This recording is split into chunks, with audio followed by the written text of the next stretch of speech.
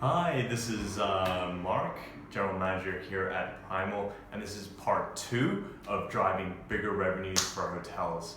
So I thought I'd start by talking about demand generation. So in part 1 we talked about storytelling and how that's a really strong foundation for hotels to have from the outset. So demand generation, we essentially want to be running campaigns that generate new demand or make people more aware of that particular hotel or resort. As you all know, without advertising, people will not know at the scale that people usually want it. You can't always just rely on word of mouth. So what can we do in order to stimulate more demand? That would be social media campaigns, so getting more exposure across Facebook, Instagram, Twitter, Pinterest, and LinkedIn potentially as well. And to run these campaigns to people who are more than willing or maybe in market to stay at a hotel. So these could be people that frequently travel as well as business professionals as well. So we can run, say, campaigns within Facebook targeting these specific demographics and interests and types of people that travel often. They're more than likely to say stay at hotels as well. The second part of demand generation could be display campaigns. So not only on Facebook, but advertising with banners to people in market to travel, people who are looking for hotels as well. So people surfing the web, looking at travel sites, looking at airplane fares. These are all people that we can target within the Google Display Network as well as other partner networks out there. So these are quite crucial for brand awareness, but you will find that these campaigns typically generate awareness but not have a direct impact on the final booking for a hotel. But it's a key part in generating more impressions, more people knowing about the hotel before leading them to say make your booking or leading them, sort of guiding them down the path to purchase. It's one of the first steps that people see before converting at the very end of the path to purchase. So very important. The second part of it would be a demand fulfillment. So this would be, say, an SEO campaign or a paid search campaign. So general strategies for hotels would be to focus on keywords that pertain to that hotel or are unique to that hotel, whether it be its location or a particular feature about that hotel. So a good example of this would be a hotel located, say, near an airport. So taking a step back, targeting keywords just around hotels, Bangkok for instance, very, very competitive. It obviously has been done, and usually you will find hotel chains that have been around for an extremely long time or have massive budgets to put into ranking for those keywords, doing a lot of outreach in regards to SEO. And so when dealing with, say, smaller budgets, we want to go a little bit more niche. So usually hotels have a unique location to them. So being, say, near an airport or being near, say, a SkyTrain station is usually quite an important factor, especially, say, for business people that are just passing through. They need to stay at a hotel near the airport or somewhere where it's easy to get around in the city. Another example would be a hotel with, say, a rooftop bar. So people traveling to hotels looking for, things to do within the hotel that they're staying at.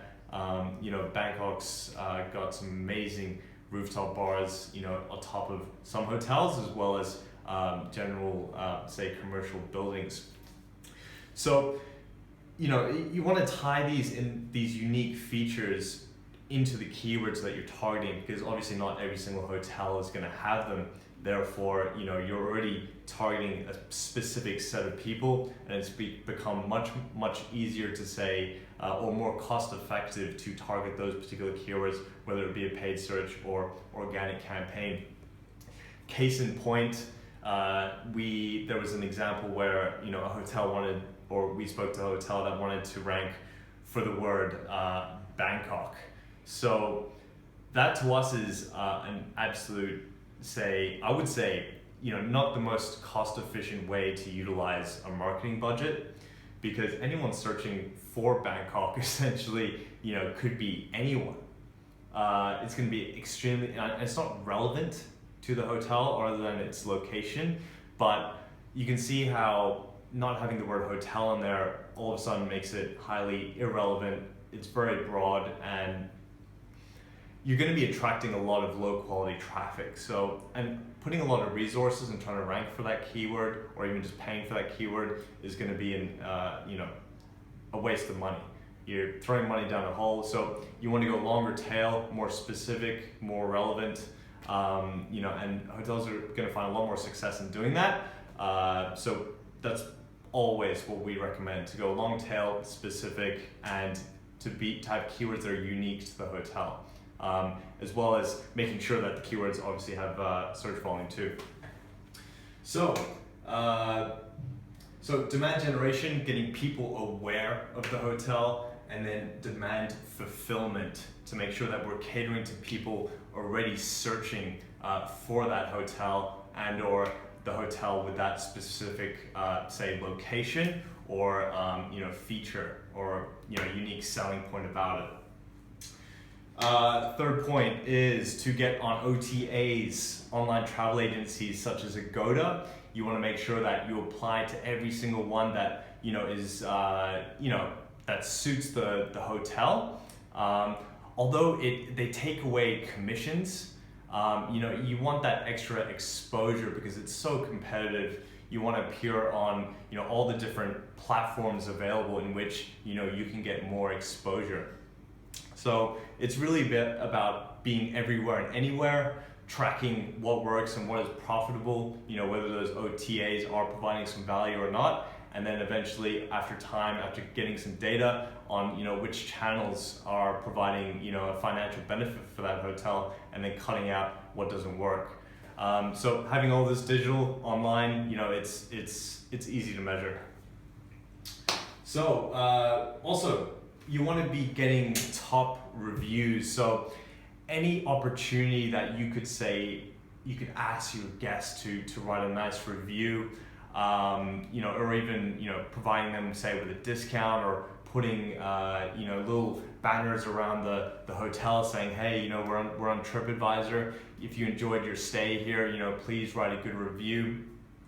And if the hotel really is that amazing, you will naturally garner reviews or good reviews. And so you want to make sure that the service is top notch, the food is amazing, and you will naturally just get good reviews.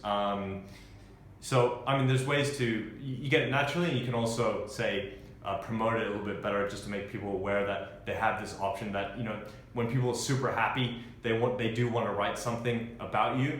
And yeah, even potentially even giving them a discount, or say like a free meal voucher, for instance, during their stay, is really going to help promote that. So I also mentioned in part one that there was a Google beta. So it's been available in other countries, but in Thailand it's only just been released. So they're testing it at the moment, and you'll find it when you go to Google and you type in Hotel Bangkok or Hotel Phuket. You'll get in the knowledge panel, either to the right hand side or underneath the results on the first page, several options. So what Google basically is doing is taking the keywords and then listing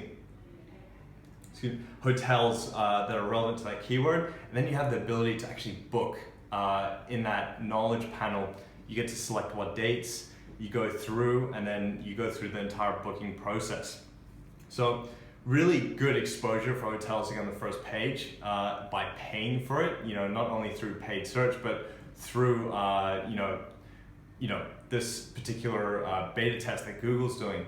So it'll be interesting to see how that develops. So at the moment, we don't have access to, I guess, all the details, but at the moment, there are select partners that hotels can go to try and register and get themselves within these paid listings. So as soon as we get more information about it, we'll be more than happy to share. But yeah, it'd be interesting to see how that develops. So that's it for part 2, and thanks for listening again. Stay tuned for next week.